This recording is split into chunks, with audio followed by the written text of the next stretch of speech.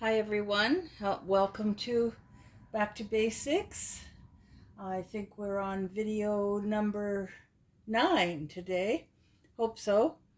I'm Marlene Moore, and I am the one who has created the Back to Basics piano concept, and it's all about love, achievement, freedom, and fun.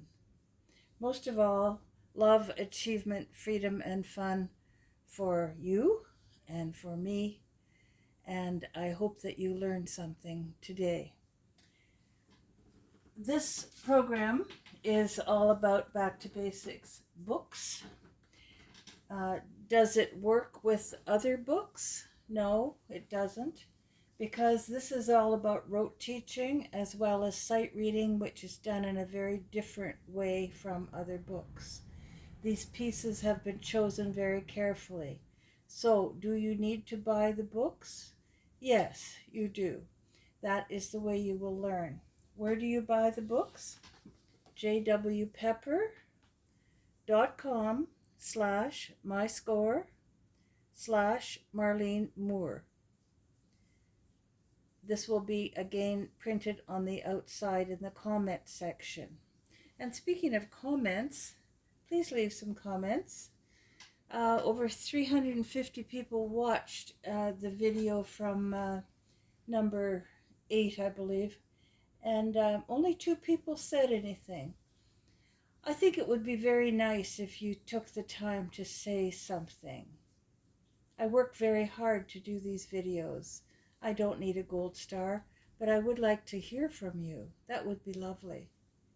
Tell me what you liked about it. Tell me what you didn't like about it. Tell me what you would like to learn, and then I will know.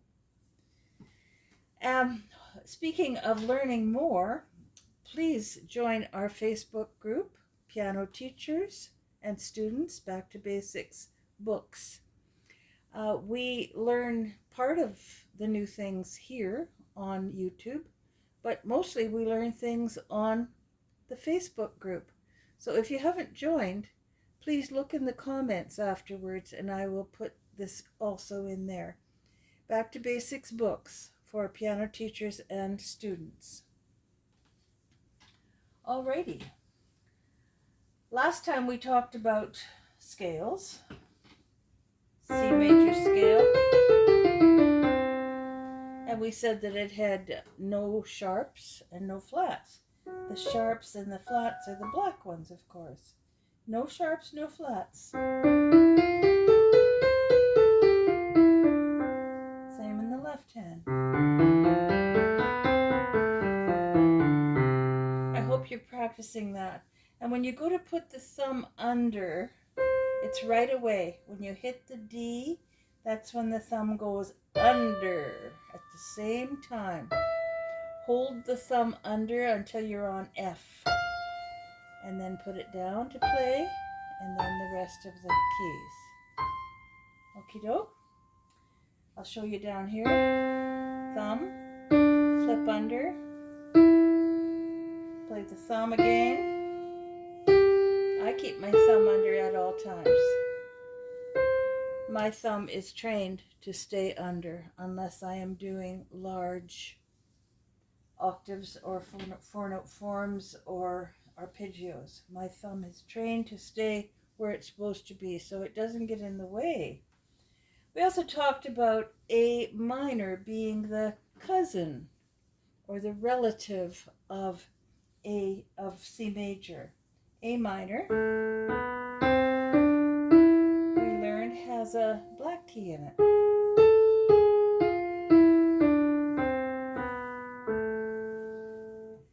And that black key is G sharp. It's not in the key signature. It's just something that we have to do when we play a minor key. A, B, C, D, E, F. The 7th note, which is G, is raised by a half tone, which is G sharp.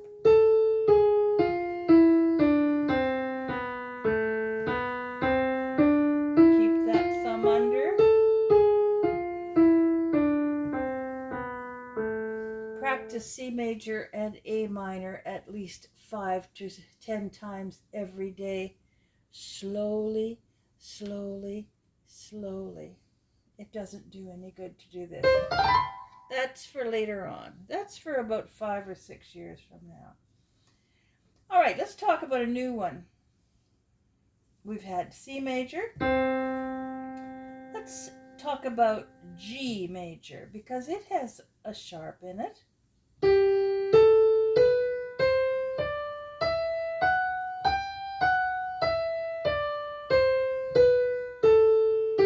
Did you see that black key? It's F sharp. There's F sharp. So that is the rule for G major.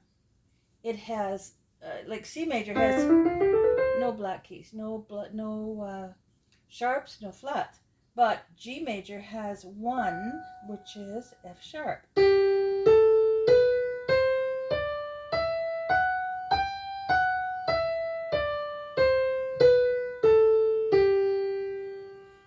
Let's do one that has two sharps. It has F sharp and C sharp. And that one is called D major. D.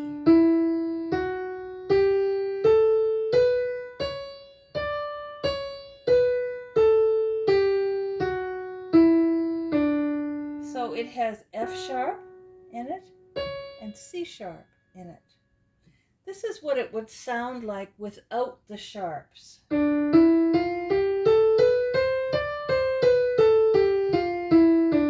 Very strange, isn't it? So these rules are all about, we talked about the 12 tones. That's what the piano is made up of, 12 tones. So in order to get those juices going for the 12 tones, we need to have F sharp and C sharp for D major, to go from D to D. D, E, F sharp, G, A, B, C sharp, D, and back down.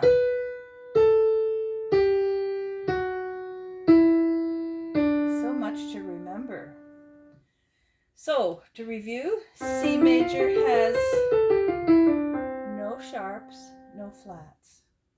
G major has one sharp, which is F sharp.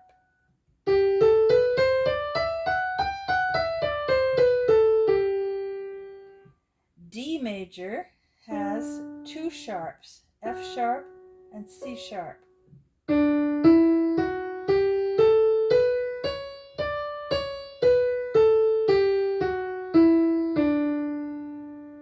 Okie dokie.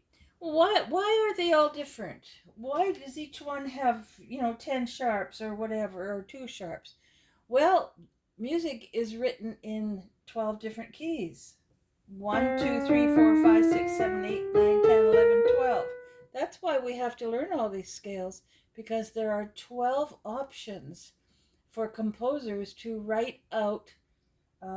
Say I was writing out Twinkle. We talked about Twinkle, Twinkle, Little Star one day. Here's C major Twinkle.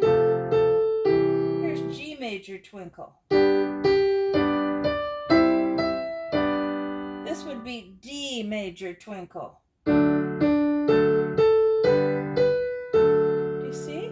So it's whatever the key of the piece is. The key signature is like the key that unlocks the door to tell us what sound is going to be. So that's your map.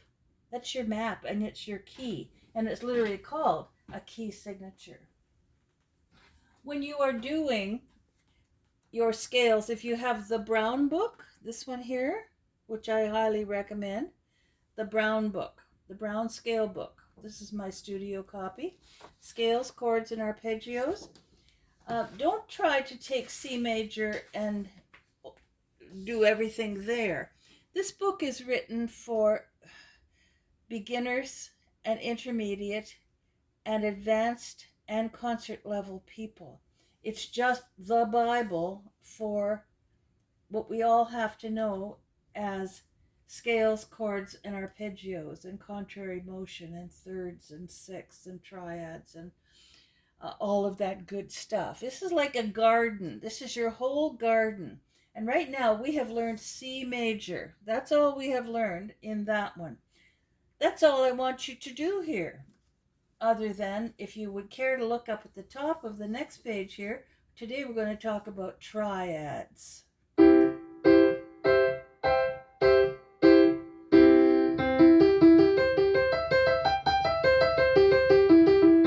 going to be talking about triads today. So, if you turn the page, you will see G major. We just did G major, right? There it is. There it is. There's G major. So you need to practice only this, and up at the top of the next page, G major triads. And then turn the page and you will see D major. And this is your D major scale here. Over here is your D major triads. Forget the rest because it takes 10 years to do it. Does that make you feel better? Don't bother with this part until I tell you to. Okay, does that take the stress off of that one? I hope so. Hope you're practicing your Hanen exercises. Hanen exercises teach you independence of the fingers. Not everybody thinks that Hanens do very well, but you know, I've been around a long, long time. I taught piano for 50 years, and I really, really believe in them. They're wonderful. I still practice them every day. My fingers do pretty well. What is this one? This is Hanen number 3. Let's have a look at Hanen number 3.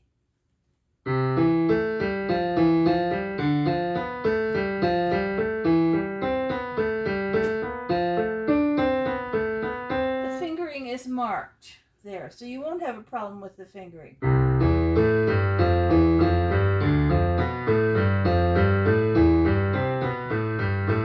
I see a lot of people who want to do this. And it's full of mistakes. Okay, 5 years from now, you can do it at that speed. But if you are a beginner or an intermediate student, we go at this speed. Why? Because they are geared to teach you independence of the fingers, and that means getting these little soldiers marching, okay? They need to learn how to march before they can run. And most people's fingers are not ready to run yet. Believe me, they're not ready to run. Okay, let's switch gears here. We talked about book 3 a little bit, but I would like to maybe take a couple of ideas from book 3. Let's go to Cuckoo. Can you turn to page 23? You need the book. You definitely need the book. You can see I can't be here and here and here all at the same time. You need the book. This is Cuckoo, which is a rote piece, and that means that you need to gear up your ears. Get your ears really listening to this piece. Go back to Lucky 7 number video. Video number 7 we're going to call the lucky 7. Okay, 7. Think of 7. There we go, 7. And you will hear all of book 1, all of book 2, all of book 3. I will be playing them. And the idea is to put your phone on here, listen to me play it, watch me play it, then you do it. And then do it again and again and again. That get a little stand for your cell phone. Works beautifully. Okay, anyway, Cuckoo. I chose Cuckoo here to teach you what is called sequential learning. And I call it the stop, think, go technique. Here we go.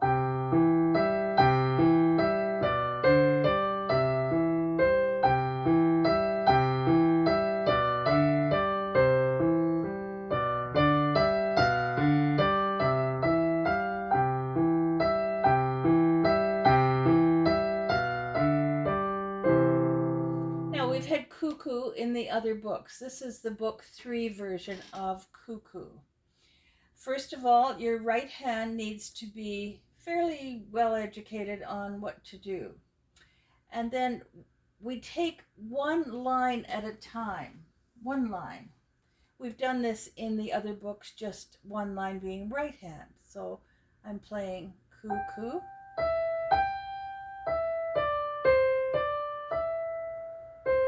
And at that point, I stop, think, go. If I didn't get it right, I play it again.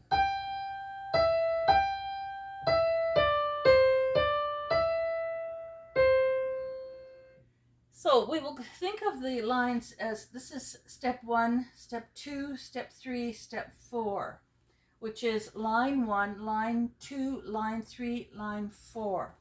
Let's try it that way.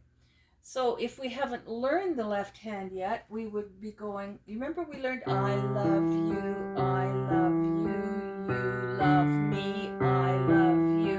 Remember we learned all that in book 2? Well, that's what this is. It's putting all of your I love yous and you love me's with cuckoo. Isn't that crazy? If you have a red pen, take your red pen, mine isn't red, but make a mark up here that is red, a stop sign at the end of each of these steps. And that will remind you to stop, think before you go. That gives your mind time to digest what you're doing. So your left hand will be for step 1, that's your first line.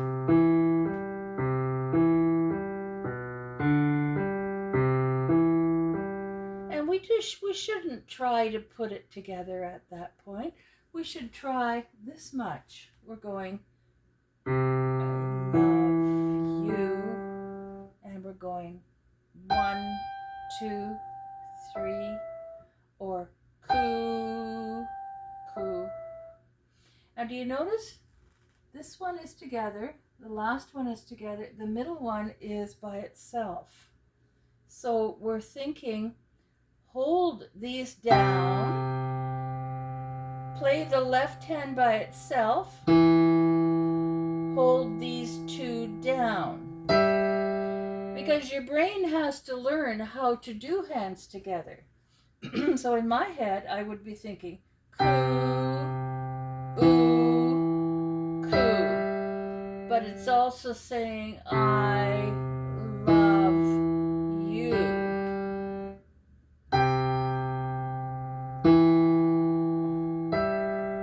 And thank goodness the next measure is the same. I can put a stop, think, go wherever I want. Now, let's try just the right hand here. That goes with the one that's called You Love Me. You love me. If you don't know what a You Love Me is, go back to book 2. If you don't have book 2, you're out of luck because it's really important to learn that from way back. These books are about $12. That's what it's going to cost you to learn this. So go for it. Alrighty, so we've got D, C, D going with You Love Me. Don't go back to the beginning. Figure that one out. D, C, D goes with B, D, G. Start right in there. Try it. Each of the right hand and the left hand plays at the same time. Aha! If I made a mistake, I would do it again. And then I would go back to here and I would see how, if these are still in good shape.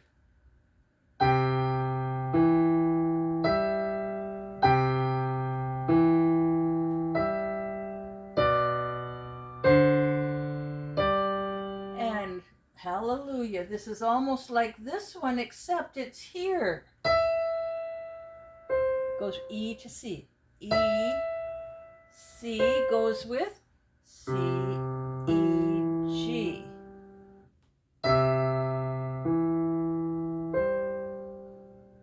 you're saying, oh, I really want to do step 2. I really want to do step 2. No, don't do that. Play each one again and go do step 1 again till it's perfect.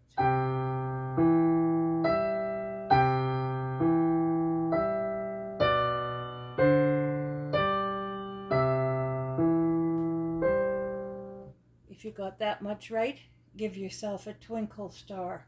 If you got only one of them right, give yourself a twinkle star for that measure of music.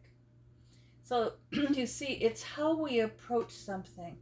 The old-fashioned way of traditional sight reading is they would play as much as they could of all the right hand and as much as they could of the left hand, and then struggle to put it hands together.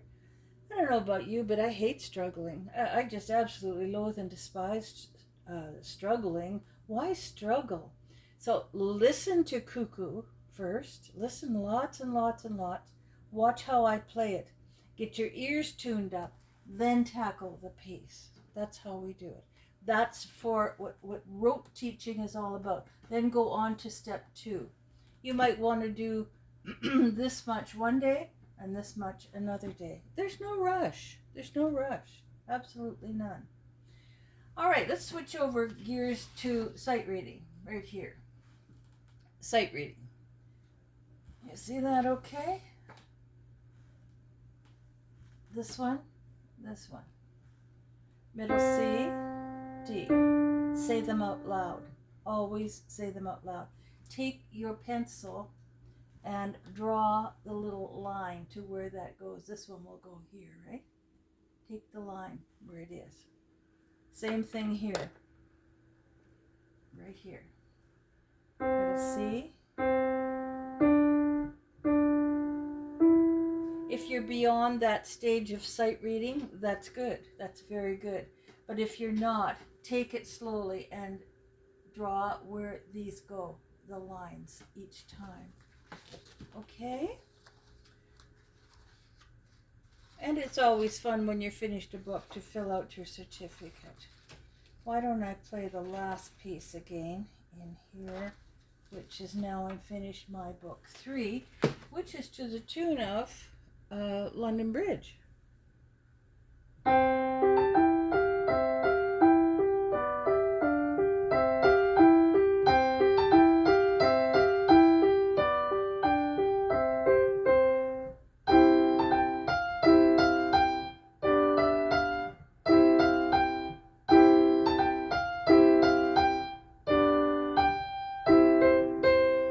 I love the words to this. Now I'm finished my book 3, my book 3, my book 3. Now I'm finished my book 3, I am proud of me. Soon I'll be in my book 4, my book 4, my book 4. Soon I'll be in my book 4, then I'll learn some more. Okay, do you hear it? Now I'm finished my book 3 to the tune of London Bridge. Do the same thing. Every piece that you learn, try to do the stop, think, go. Sequential learning, one step at a time. If necessary, one measure at a time. And that sticks with you. Some people are so reliant on their book for sight reading that that's all they can do is struggle through a piece and always be reading it from the map. Why? Why not learn to memorize it? It's so much better to close the book and say, I know that piece now.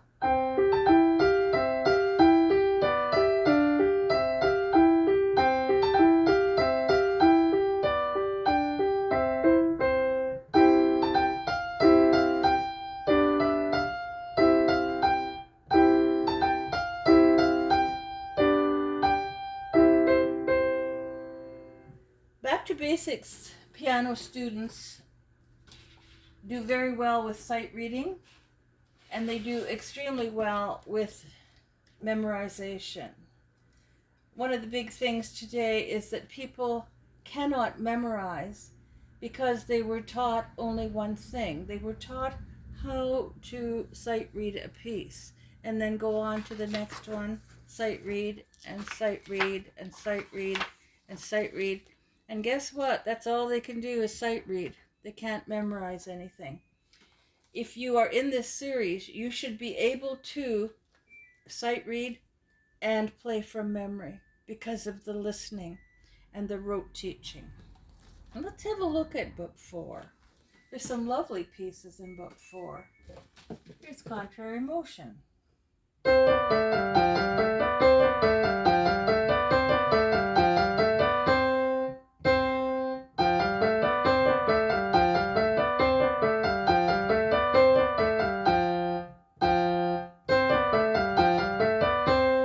Fingers are each going different ways.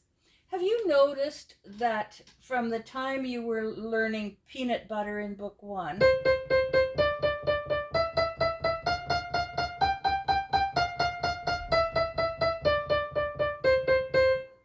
to when you learned up the hill and down the hill,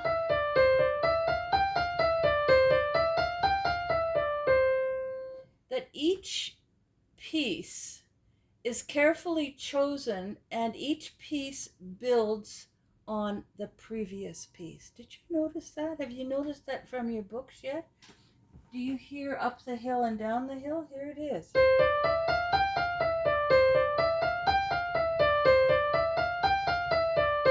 That's from your old piece, up the hill and down the hill. And in the left hand, all it's doing is it's saying down the hill and up the hill and down the hill and up the hill and down the hill and up the hill and stop. Do you remember that piece? If not, look it up. Book 1 and book 2, up the hill and down the hill. So all I've done to compose this piece is I've put this hand going down the hill, this hand going up the hill. So they are going together and it makes a new kind of a sound, doesn't it? Contrary motion means opposites, right? Opposites.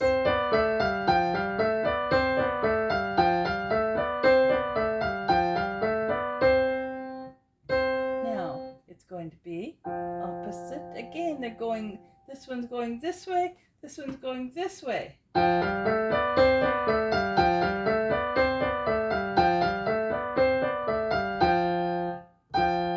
And now they're going to go again. Opposite.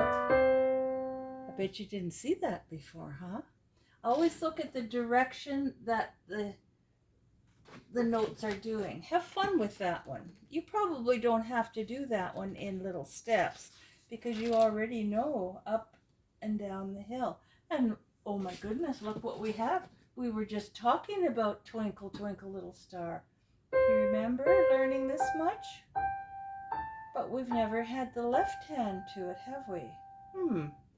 We've got a left hand, triads.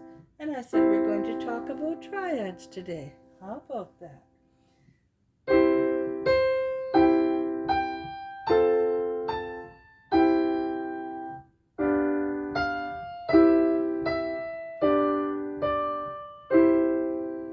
And you could figure out the rest of it. Well, Twinkle reminded me of triads. Let's learn some triads. C major triad. Triad. Thumb, 3, 5. And sometimes it's thumb, 2, 5. But you know what? 4 doesn't get a turn at all. 4 does not get a turn. So we've got C, E, G, and then C, E, G, and then C, E, G, and then C, E, G. So this one is the same as this one.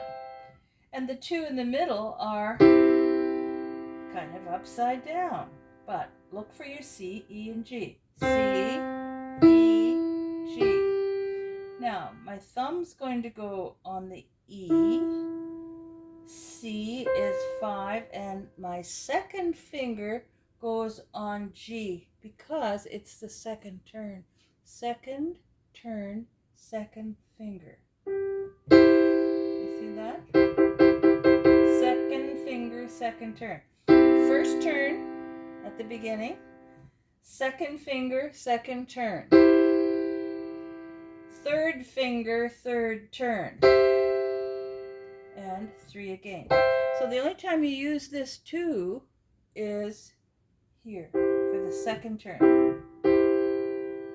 And you can practice that. Go that way, like that.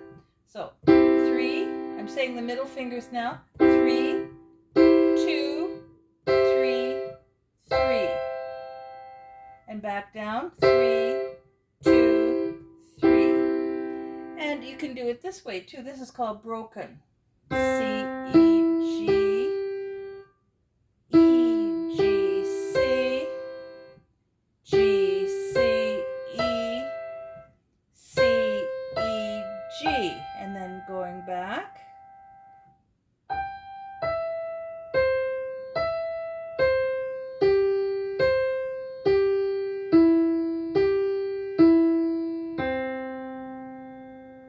Okay, left hand turns its opposite. So we've got 3, 3, second last turn, second finger.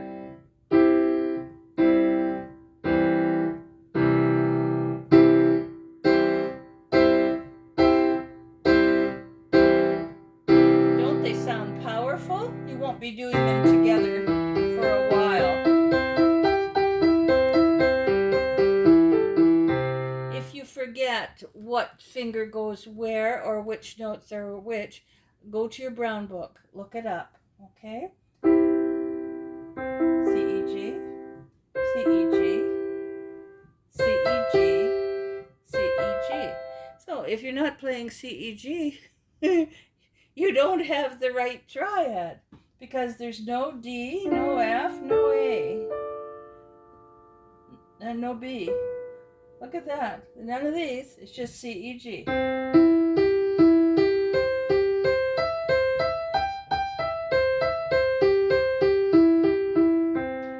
Triads are used in everything because music is made up of scales, chords, and arpeggios. Remember, I told you that at the first lesson. So, chords, this kind of chord is called triad. 3. Triad from the Latin meaning 3.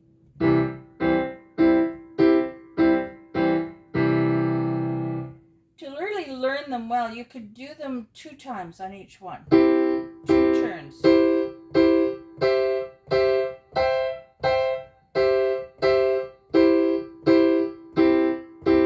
As a matter of fact, years ago, I used to make my students do them 3 times.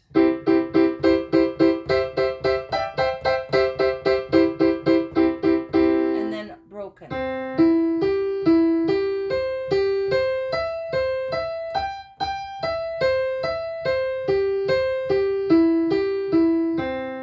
So that's your homework. Learn some triads.